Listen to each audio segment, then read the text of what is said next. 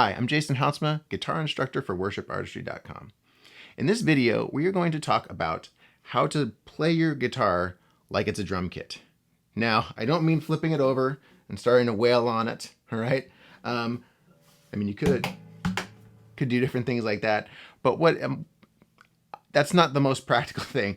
I'm more thinking about it from the perspective of if I am leading worship on my own, or I have a small group and I'm the one that's in charge of the rhythm. If I don't have a drummer, I need to be able to hold the rhythm. The rhythm is the most musically important thing of any song. And so if I'm leading worship, I want to make sure that everyone feels comfortable, can feel the rhythm, and sing along. That's my job, right?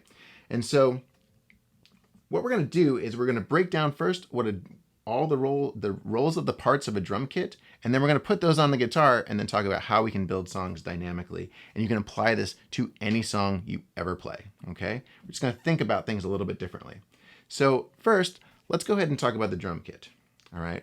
What are our pieces? We have our hi-hat, we have our kick drum, we have our snare, and you've got toms and cymbals, right? Let's think about what they do. First, your hi-hat. Your hi-hat is like a metronome. It's your tempo keeper, right? If you're sitting there playing drums, I've been learning drums on Worship Artistry, so if you want to do that, you can. But you really do, you just kind of, it's that thing that keeps the tempo. Everything else that happens has to fall within that. So if you're playing your hi-hat, your kick drum should land with your hi-hat. Your snare needs to land with that, because that is what is holding down the rhythm for everything, all right? You have your kick drum. Your kick drum kind of creates a bottom end, kind of a lower foundation to everything. Really locks in with the bass guitar when you're in a band situation. Your snare drum, that's your accent, right? That's the thing that you really feel. Everyone hears and feels 1, 2, 3, 4. 1, 2, 3, 4. In a lot of song mixes, the snare is right about the level of the vocal, which that's how important it is. Finally, we have the cymbals, right? Kind of the crash, ride, and whatever, depending on how big your kit is. All the other ones that I don't know the names of.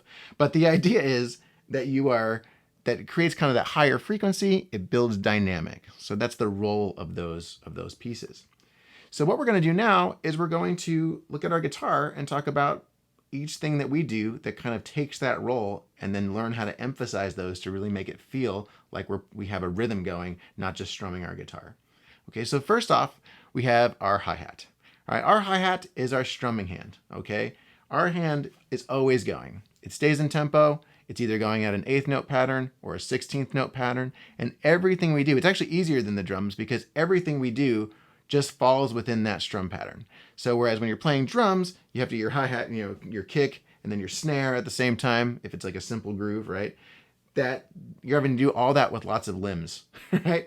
Whereas in this case, everything is happening right here. So our right arm really plays the role of that hi-hat. And so always keeping that moving just kind of gives everything a pattern to sit in. And then we can pick our strum pattern, but it always falls within that kind of hi-hat pattern. So we kind of have that built in to the way we strum. But it's why we don't have songs, why you don't see guitar players playing like, they would be going.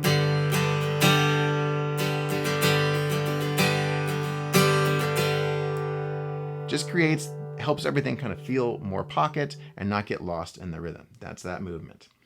For our snare, all right, like I said, our snare is a really important part. And so what we can do for the snare is we can just emphasize that section of the strum. We can do it either with a mute, like this. That wasn't a very good mute. We can do it like that, or we can just play louder. So for example, if I'm gonna take that same strum pattern and I'm going to say, we're going to try and emphasize the 2 and the 4. So first, let's do it with muting.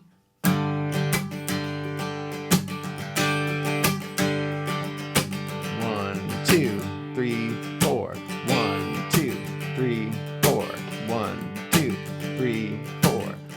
Or, like I said, we can kind of actually just do it by, like sometimes the mute works and it fits really well. Sometimes it's better to just get a little louder there, which means you might have to drop back your other playing to emphasize it. So it'd be more like a.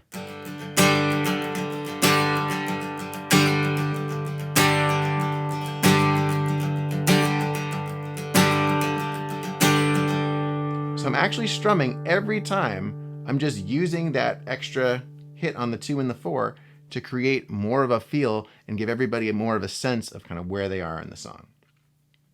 Kick drum. Let's talk about the kick drum. Now, like I said, when it comes to bass guitar and drums, they are supposed to lock in. That kick and that bass, they don't always play the same thing, but they need to be on point. Everything needs to be landing in relationship to each other. All right. Now, we don't have a kick drum on our guitar, but we do have lower strings. And so a lot of times when I'm playing like a verse or something that's kind of more groove oriented rather than like big dynamic, I'm going to utilize my low strings and leave out my high strings and just kind of hang out. Sometimes I'll just palm mute, like.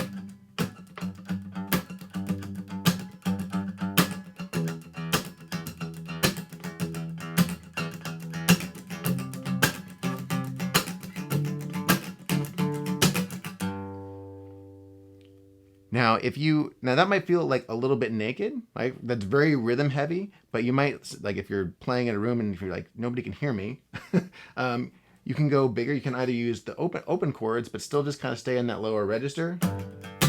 Think like a bass.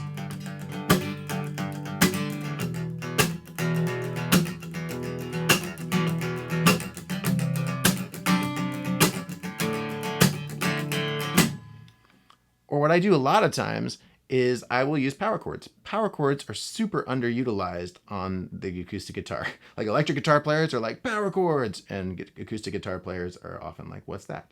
So that's those where you're just playing, that shape right there and moving it around. So that same rhythm, it also, because you're only hitting those strings, it allows you to be able to play it with a stronger mute because you're not having to worry about muting open strings.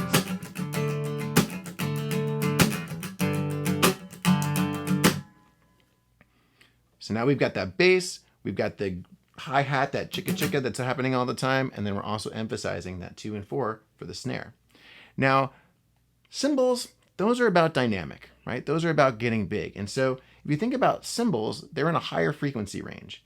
And so that's how I think about my guitar. I think the same way. When I want to get big, I start adding in those higher strings to create that dynamic change. So for example, let's take a look at the song Lion and the Lamb by Leland, right? We've got that one on our website. You can learn the song exactly like it is. I'm going to kind of just hint at it. I've been playing in G here, so I'm just going to play around. I don't even remember what key that one's in because I don't play it in that key because my voice is not as good as Leland's, let's be honest. Okay, so what I would do in that scenario is I would be playing kind of the lower strings for the verses. When I hit my chorus, I'd get kind of open up a little bit more, still emphasizing. And then when I hit my intro kind of after that, I'm going to bring in those high strings and we're really going to get to that feel. So what we get from that verse is, he's coming on the clouds.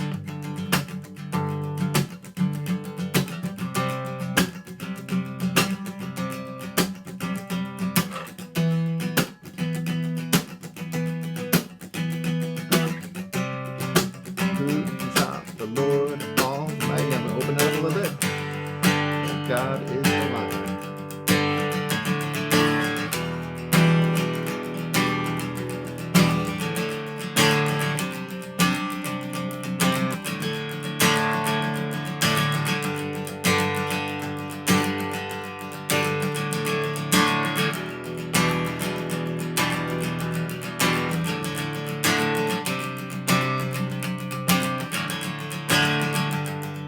Still kind of just staying on those mid-range chords. Now we're going to go big. Intro.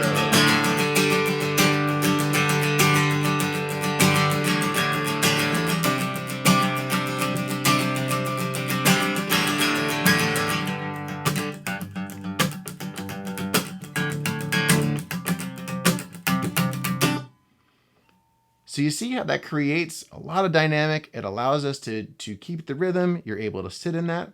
And one final thing I'll say is that when you're on a guitar, you have to think about your dynamic as you're going. You're going to go bigger than the band might go when it's playing full band, and you're going to go quieter on the quieter parts. It just kind of helps create a little bit more dynamic to the ear and doesn't feel too monotonous. And so, when you're on those lower parts, having those palm mutes in there. rather than...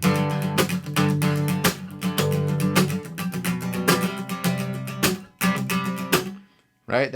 You feel that difference, because then that gives you room to go to the chorus, gives you room to get big in sections. And so just kind of overemphasize what you're doing, because you don't have the band to do the work. You're doing the work. Now, like I said, all of our tutorials have a solo acoustic section where we bring in melodies, and sometimes we talk about dynamics. I just kind of walk you through different ways to take the song and really make it your own if you don't have a full band or if you're leading a small band. However, you can use this in every song you play. Okay, if you are playing around the campfire or you're playing with friends, anything that you're singing, if you write your own songs, think about this kind of dynamic change, how you can use your acoustic guitar to do this. And this isn't the only thing to do. I mean, there's all kinds of fun rhythmic things you can do with finger picking. I'm not saying this is the end all be all, but I'm saying it's a really great way to think about songs that you're going to be leading other people in, because that gives them something to work with and it gives you some dynamic as well. So, I would say try this along with Lion and the Lamb. Go ahead and check out that tutorial. You can do it in that key, or if you want to change you can do it in the key of the actual song, learn all the parts. You can transpose the chart if you want and do it that way. But see how it's done in the actual, like the full band song, and be thinking about it in terms of which are the big parts. Where's the snare landing? Where's the bass kind of driving? And think about arranging it that same way. I'll also throw another couple song links down there so you can try it out with just some other ones that would be good to try them with. You can also check out the muting lesson, which kind of will teach you about your, kind of that palm muting as well as that sort of stuff. I forget what you call it. It's just called muting. It's like everything about muting in that lesson. So you can check that out. We also have stuff on power chords and everything else really that I talked about in this lesson. But this kind of assumes you kind of know how to do all those things. So go check those things out if you need a little work on that. Try it with some songs and get creative.